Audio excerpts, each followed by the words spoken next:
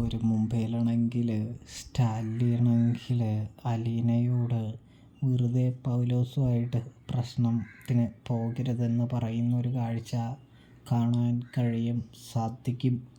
ഇതേ സമയമാണെങ്കിൽ അലീന പറയുന്നുണ്ട്, ഞാൻ ആരുമായിട്ട് വെറുതെ കാരണങ്ങളൊന്നുമില്ലാതെ ഒരു പ്രശ്നത്തിനും പോകാറില്ല എന്നും അദ്ദേഹം തൻ്റെ ദേഹത്ത് കുതിര കയറാനായിട്ട് വരുന്നതാണെന്നും സത്യം പറഞ്ഞാൽ തനിക്ക് അദ്ദേഹത്തോട് യാതൊരു വിരോധവുമില്ല എന്നും അലീന പറഞ്ഞു വയ്ക്കുകയാണ് എന്ന് കാണാം.